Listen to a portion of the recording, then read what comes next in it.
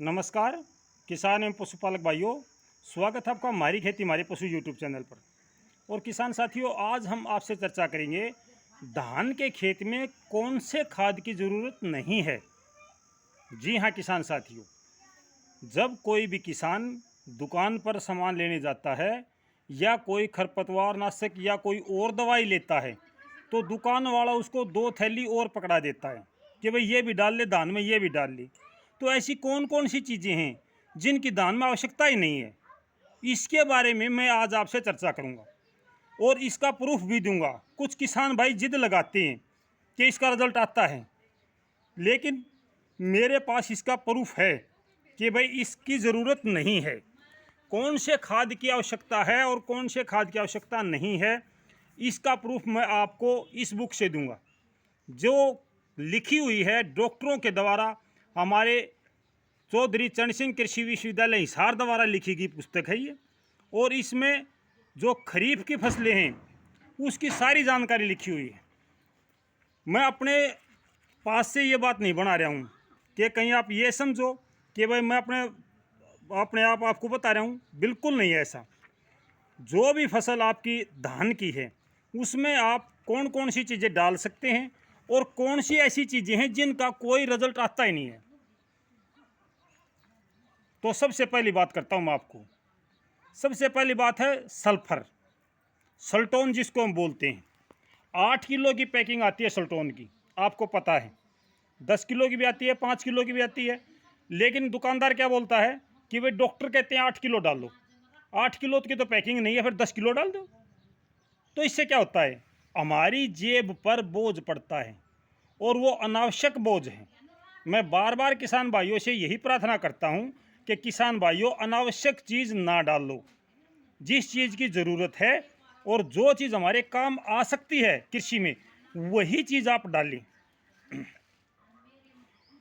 Sulphur यानी सल्टोन 90% है या 80% है, उसका धान में कोई काम नहीं है। सल्टोन सल्फर केवल तेल वाली फसलों में सिफारिश की जाती है, जैसे सरसों में या आपका तिल में। जिस चीज़ का हम तेल निकालते हैं, ऑयली है, ऑयल जिसका निकालते हैं, तेल जिसका निकालते हैं, उसमें सल्फर की ज़रूरत पड़ती है।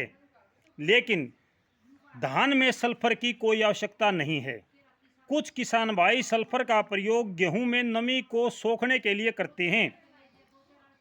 जब गेहूं में बारिश हो जाती है, हमने पानी लगा रखा होता है, उसके बाद में कुछ किसान भाई उस नमी को सोखने के लिए कि भाई मेरी फसल में पीलापन ना आए, यानी कि मेरी फसल में पानी सूख जाए, उसके लिए कुछ भाई सल्फर का प्रयोग करते हैं, सल्टोन का प्रयोग करते हैं। लेकिन उसका रिजल्ट खाद के रूप में कभी नहीं आता है। ये बात आप हमेशा याद रखो। धान में हम नमी बढ़ाने की बात करते हैं। मैंने देखा है कि एक भाई का खेत में धान में त्रेड़ पाट रही हैं और वो गेल की ये ट्यूबवेल चला रहा है, साथ ही साथ उसका ट्यूबवेल चल रहा है और वो यूरिया में सल्फर मिला कर मारने लग रहा है। कमाल की बात है यार। बताओ इसमें क्या आवश्यकता है सल्फर की। सल्फर कोई पोषक तत्व नहीं है धान के लिए। पानी को सोखने के लिए डाल रहे हैं, पानी तो पहले नहीं रुक रहा है खेतों में, फिर पानी सुखाने की आवश्यकता है। जब पानी रुकता ही नहीं तो पानी सुखाने की आवश्यकता भी नहीं है। तो सल्टोन का कोई रिजल्ट नहीं होता, सल्फर का कोई रिजल्ट नहीं होता धान में। अगर कोई भाई ये कहता है कि हाँ हमने देखा है, तो अकेले सल्टोन का, अकेले सल्फर डाल के इन खेत में दिखाओ में कि भाई ये रिजल्ट आता है। धान में हरापन आता है या नहीं आता है, उसके फुटाव बढ़ते हैं या नहीं बढ़ते हैं, उसका जो दाना है वो दमदार बनता है नहीं बनता है, क्या करता है। मैं आपको बार बार बता चुका हूँ कि कुछ वृत्त पोषक तत्व हैं, कुछ गौण पोषक तत्व हैं। जो वृत्त पोषक तत्व हैं वो 3 प्रकार के विशेष तौर से माने जाते हैं, जैसे आपका nitrogen, phosphorus, muriate of potash. इसके अलावा zinc, sulphur, manganese, iron, copper, जस्ता, ये सारे गौण पोषक तत्व में आते हैं। वृत्त पोषक तत्वों का ही रिजल्ट हमें दिखाई देता है और का रिजल्ट दिखाई नहीं देता। हालांकि जरूरत होती है ज़मीन में उनकी भी, लेकिन वो ना हो तो कमी होती है। अगर वो हैं तो और डालने की आवश्यकता नहीं पड़ती है। धान में विशेष तौर से जिंक की आवश्यकता पड़ती है। हर साल भाई जिंक डालें। 21% वाली 10 किलो जिंक हर साल डालें। मैं इस पर अलग से वीडियो बनाऊंगा कि वे कितनी मात्रा देनी है अपने धान में और कौन से खाद की देनी है। आज मेरा उद्देश्य यही है कि वे किसान भाइयों ऐसी चीज़ें ना डालो, अनावश्यक चीज़ ना डालो जिसका धान में कोई रिजल्ट नहीं आता। दूसरी एक और बात आपको बताता हूँ, फूटकण की दवाई, जड़ों का विकास करने की दवाई, रूट प्रमोटर, कोई दवाई नहीं बनी आज तक।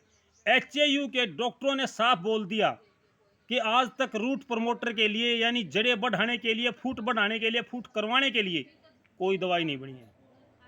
अगर आपकी फसल में कीड़ा है तो आपकी फूट रुकेगी। अगर आपकी ज़मीन में कार्बनिक पदार्थ नहीं है तो आपकी फूट रुकेगी।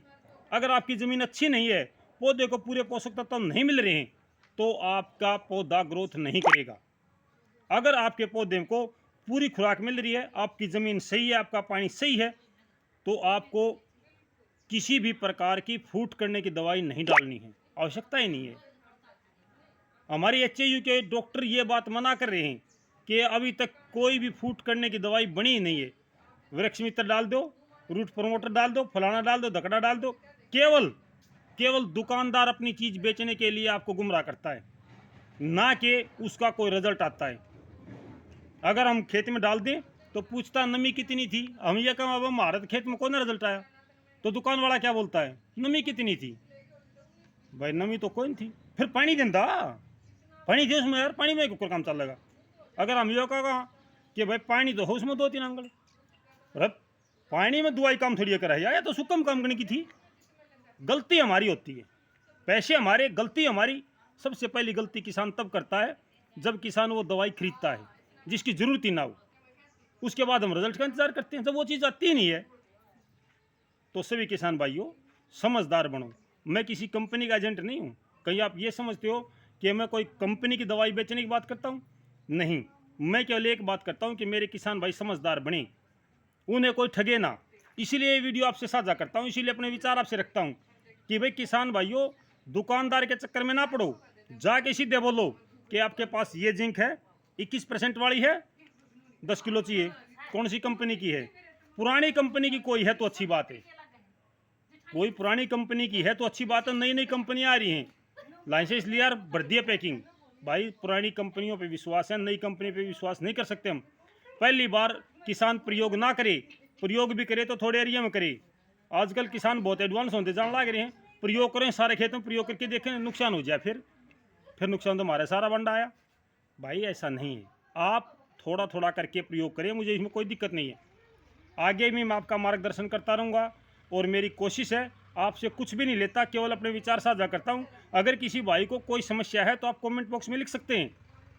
तो आज की मेरी जो विचार था वो सिर्फ यही था कि धान में अनावश्यक चीज़ ना डालें, कौन से खाद की धान को ज़रूरत नहीं है, यही टॉपिक था आज मेरा, कि धान में किस खाद की आवश्यकता नहीं है या कौन सा धान खाद में ना डाला जाए। तो मुझे उम्मीद है किसान साथियों कि आपको ये जानकारी अच्छी लगी होगी। अच्छी लगे तो वीडियो को लाइक शेयर कर देना, बस, और कुछ नहीं है। मुझे आपसे कोई ज़्यादा वो नहीं है। अगर आपको अच्छी लगे तो वीडियो को लाइक कर दिया करो। इस लाइक से मेरे को कोई फ़र्क नहीं पड़ता, ना आपको पड़ता। सिर्फ मोटिवेशन ये मिलता है कि हाँ भाई मेरे विचारों को कुछ भाइयों ने सहमति दी है, मेरा हौसला बढ़ता है, और कुछ नहीं होता। तो इन्हीं शब्दों के साथ नमस्कार, जय हिंद किसान साथियों।